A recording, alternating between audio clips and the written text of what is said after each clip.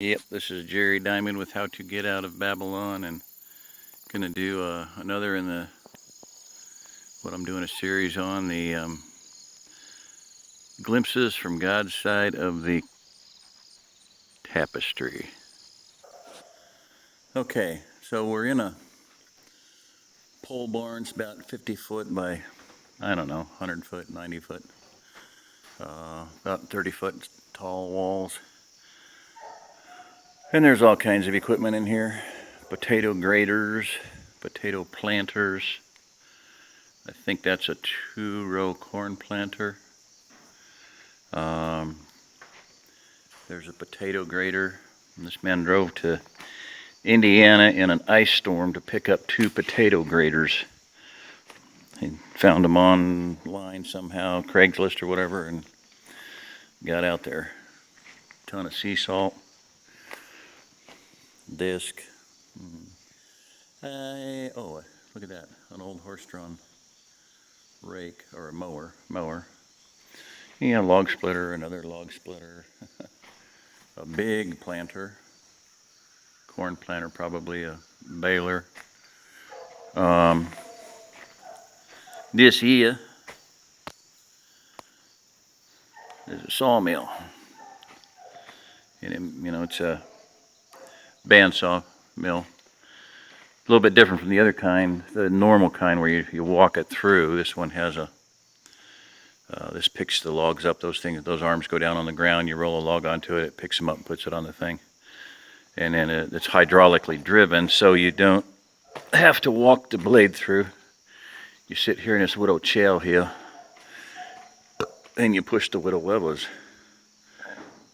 7 of those to do various things. Sharpener systems back there for setting the points and sharpening. Stuff for doing horses.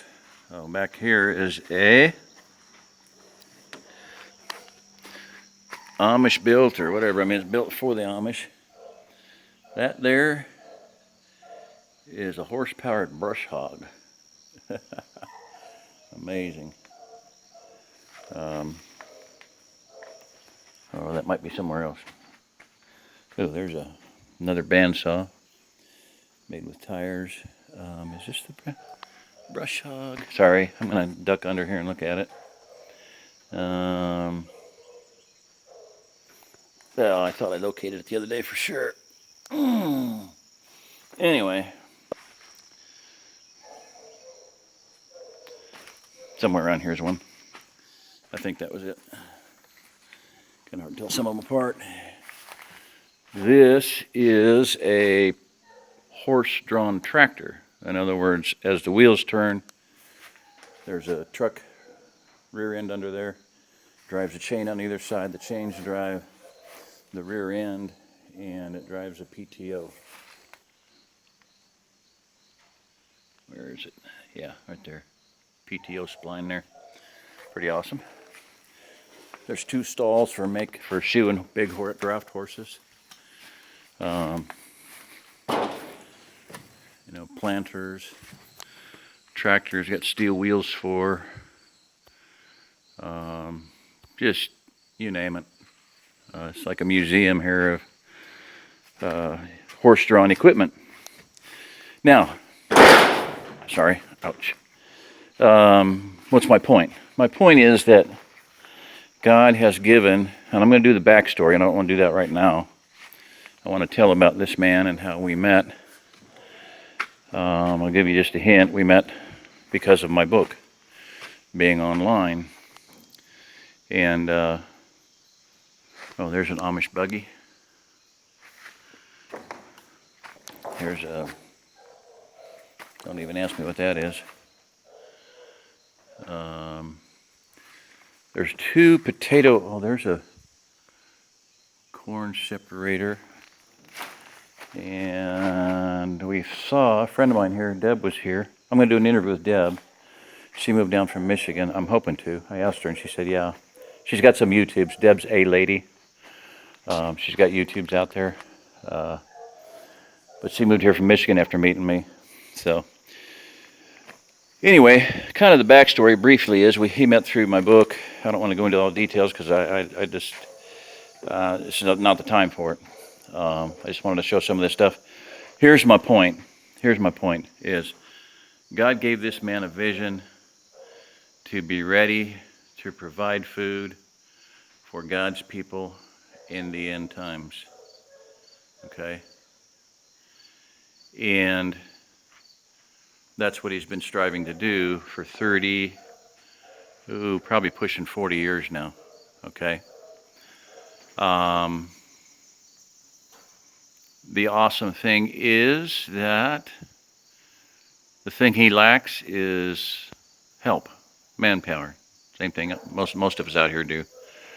So multiply this here situation by 1,000, 10,000, 100,000, maybe 1,000,000 times throughout the Ozarks. And maybe you'll get an idea of what God has in store.